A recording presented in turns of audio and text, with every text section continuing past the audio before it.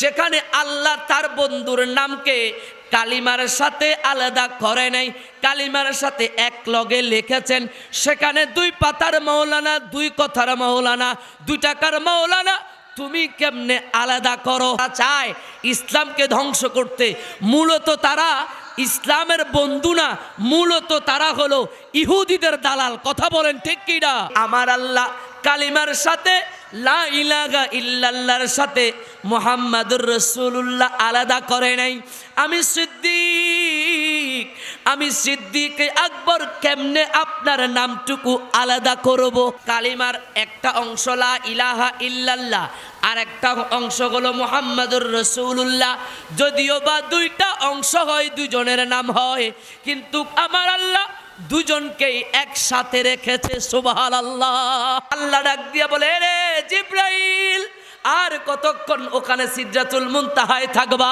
যাও যাও, আমার হাবিবের কদমের কাছে গিয়ে বলো, যেই বন্ধু আল্লাহর নামের সাথে তার বন্ধুর নামটা আলাদা করে নাই, আমার আল্লাহ রসুল পাকের নামের সাথে সিদ্দিকে আকবরের নামটা আলাদা করে নাই। হযরত সিদ্দিক আকবরকে আমার নবী বলে, সিদ্দিক, এরে সিদ্দিক, আমার বড় মন চায় আমার বন্ধু তথা আল্লাহর নামটুকু আমি আমার আংটির মধ্যে খোদাই করে লেখে, আমি আমার আল্লাহর নামটুকুকে আমার হাতের মধ্যে রেখে সব সময় আমার আল্লাহর নামটুকুকে দেখতে চাই। বড় করে বলেন সুবহানাল্লাহ। সিদ্দিক আকবর চলে গেলেন, আল্লাহর নবীর কথা মতে ওই কামারের দোকানে গেলেন। যাওয়ার পরে কামারকে বলে, কামার, আমার নবী, মদিনার নবী রাসূলুল্লাহ আমাকে বলেছে আমার এই রাসূল পাকের আংটির মধ্যে যেন আমার আল্লাহর নামটুকু লেখা যায়। লেখলে আমার নবী নাকি সেটা দেখে সব সময় আল্লাহকে স্মরণ করবে, আল্লাহকে সব সময়, আল্লাহ নামটা সব সময় চোখে দেখবে। আমার ভাই বাবারা, মদিনার নবী এমন একজন নবী, যেই নবী সিদ্দিক আকবরকে আংটির মধ্যে খোদাই করে লেখার জন্য বলেছে। আমার সিদ্দিক আকবর চিন্তা করতে লাগলো, যেই নবীর আল্লাহর নামের সাথে কালিমার নাম আছে কি নাই? জোরে বলেন, আছে কি নাই? আল্লাহ, আমরা যখন কালিমা পড়ি লা ইলাহা ইল্লাল্লাহ মুহাম্মাদুর রাসূলুল্লাহ সাল্লাল্লাহু আলাইহি ওয়াসাল্লাম, আমার ভাই বাবারা, কালিমার একটা অংশ লা ইলাহা ইল্লাল্লাহ, আর একটা অংশ হলো মুহাম্মাদুর রাসূলুল্লাহ। যদিও বা 2টা অংশ হয়, 2 জনের নাম হয়, কিন্তু আমার আল্লাহ 2 জনকেই একসাথে রেখেছে। সুবহানাল্লাহ। আমার ভাই বাবারা, আশেকরা দুরুদ পড়ে, আশেকরা নবীর প্রেমে ইয়া নবী সালাম আলাইকা পড়ে। আমার ভাই বাবারা, সিদ্দিক আকবর বলেন, সিদ্দিক আকবরের ভালোবাসা আর এই বর্তমান যুগের ভালোবাসা আসমান জমিনের চাইতে বিশাল বড় মাপের ভালোবাসা, যেটার সাথে কারোর সাথে তুলনা হয় না। আমার ভাই বাবারা, সিদ্দিক আকবর ডাক দিয়া বলে, কামার, এ কামার, তুমি আমার কথা শোনো। আমার আল্লাহর নামের সাথে আমার নবী মুহাম্মাদুর রাসূলুল্লাহ সাল্লাল্লাহু তাআলা আলাইহি ওয়াসাল্লামের নামটুকু তুমি লিপিবদ্ধ করে দাও। রাসূল আমার এত সুন্দর করে সিদ্দিক আকবরকে বলল। সিদ্দিক আকবর আংটিটা নিয়ে আসলো। আংটি নিয়ে আসার পরে সিদ্দিক আকবর মদিনার নবীর হাতে মুবারকের উপরে দিল। দেওয়ার পরে সিদ্দিক আকবর চুপ করে ভয়ে বসে আছে, চিন্তা করছে, নবী তো আমাকে বলেছে লা ইলাহা ইল্লাল্লাহ লেখার জন্য, আমি তো মুহাম্মাদুর রাসূলুল্লাহ সাল্লাল্লাহু আলাইহি ওয়াসাল্লাম লিখে নিয়ে আসছি। যদি আমার নবী আমাকে বকা দেয় তাহলে আমি কই যাব? চুপচাপ মুখটা কালো করে আমার নবীর দিকে না তাকিয়ে একটু আড়াল করে সিদ্দিক আকবর বসে আছে। আর নবী, মদিনার নবী, দুজাহানের সরদার, উম্মতের কান্ডারি নবী আংটিটার দিকে তাকিয়ে মুস্কি মুস্কি হাসতে লাগলো। আরো জোরে বলেন সুবহানাল্লাহ। মদিনার নবী মুস্কি মুস্কি হাসে আর সিদ্দিককে ডাক দেয়, এরে সিদ্দিক, ও সিদ্দিক, তুমি কোথায়? বলে ইয়া রাসূলুল্লাহ, গোলাম আপনার ডাকে হাজির হয়ে গিয়েছে। বলে কি হয়েছে? তোমাকে তো বলেছি আংটির মধ্যে শুধু লা ইলাহা ইল্লাল্লাহ লিখে নিয়ে আসতে, তুমি কেন মুহাম্মাদুর রাসূলুল্লাহ সাল্লাল্লাহু আলাইহি ওয়াসাল্লাম লিখে নিয়ে আসছো?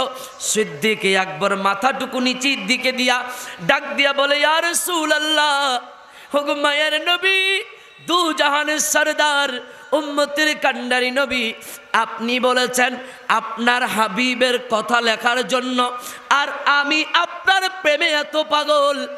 আপনি আপনার হাবিবের পাগল, আর আমি আপনি হাবিবের পাগল, আমি আপনি নবীর পাগল। ওগো রাসূল, ওগো মদিনার নবী, আমি আমার আল্লাহ কালিমার সাথে লা ইলাহা ইল্লাল্লাহর সাথে মুহাম্মাদুর রাসূলুল্লাহ আলাদা করে নাই। আমি সিদ্দিক আকবর কেমনে আপনার নামটুকু আলাদা করব? আর একটু বড় করে বলে সুবহানাল্লাহ। কিছুদিন আগে মিডিয়াতে ভাইরাল হয়েছে একটা টপিক, সেটা হলো অনেক মসজিদে নাকি লা ইলাহা ইল্লাল্লাহ আছে, মুহাম্মাদুর রাসূলুল্লাহ নাই। বলে এটা দিলে নাকি গুনাহ হবে, এটা নাকি বেদাত।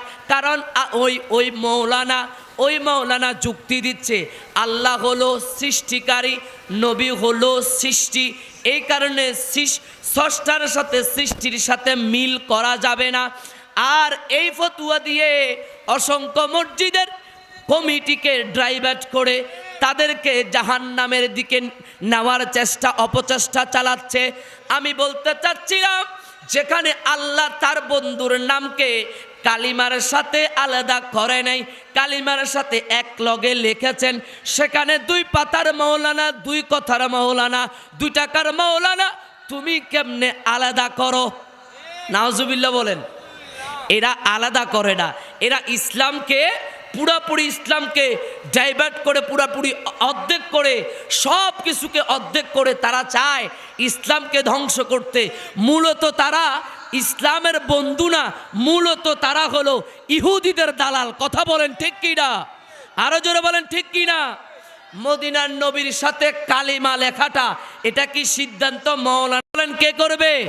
আল্লাহ সিদ্ধান্ত করেছে কালিমার সাথে কালিমার শেষ অংশে রসুলকে রাখবে, হাবিবকে রাখবে। এটা হলো আল্লাহ আর হাবিবের, আমার নবীর একান্ত ব্যক্তিগত ব্যাপার। আল্লাহ পছন্দ করে যাকে রেখেছেন। তো তোমার জ্বলে কেন? তো আমি বলি, রসুল যদি আল্লাহর হয়, আমরা যদি নবীর হই, তো তোমার কেন জ্বলে? কথা বলেন না কেন? তা আমার বাবারা ভাইয়েরা, সিদ্দিক আকবর ডাক দিয়া বলে, এরে জগতের মানুষেরা শুনে রাখো, আমি রসুল পাকের এমন একজন গোলাম, এমন একজন আশেক, আমি রসুলুল্লাহর এমন একজন পাগল, আমার জীবনকেও আমি রসুলুল্লাহর প্রেমে কোরবান করতে রাজি আছি। তুমি কেমনে পারলা? আমি রসুল আমার আল্লাহর নামের সাথে আমার নামটা কেমনে লিখলা? বলে ইয়া রাসূলুল্লাহ, ওগো মায়ার নবী, দু জাহানের সরদার, উম্মতের কান্ডারি নবী, আপনি যদি আল্লাহর নাম লিখে আংটির মধ্যে রাখতে পারেন, আমি সেই আংটিতে কখনো আপনার নাম ছাড়া রাখতে পারি না। এ কথা বলার পরে মদিনার নবী মুস্কি হেসে বলে, এ সিদ্দিক, আমার নাম লিখেছো ঠিক আছে, কিন্তু আংটির নামের একটা নাম হলো আল্লাহ, আর একটা নাম হলো আমি নবীর নাম, আর একটা নাম দেখা যায়, সেই নাম হলো সিদ্দিকে আকবর। সুবহানাল্লাহ। বলে ইয়া রাসূলুল্লাহ, ওগো মায়ার নবী, আমার মনে হয় কোথাও ভুল হয়েছে, আমাকে ক্ষমা করে দেন, আমি তো এই নাম লেখার জন্য বলি নাই। আল্লাহ ডাক দিয়া বলে, রে জিবরাইল, আর কতক্ষণ ওখানে সিদরাতুল মুনতাহায় থাকবা? যাও যাও, আমার হাবিবের কদমের কাছে গিয়ে বলো, যেই বন্ধুর নামের সাথে, যেই বন্ধু আল্লাহর নামের সাথে তার বন্ধুর নামটা আলাদা করে নাই, আমার আল্লাহ রসুল পাকের নামের সাথে সিদ্দিকে আকবরের নামটা আলাদা করে নাই। আর একটু বড় করে বলেন সুবহানাল্লাহ।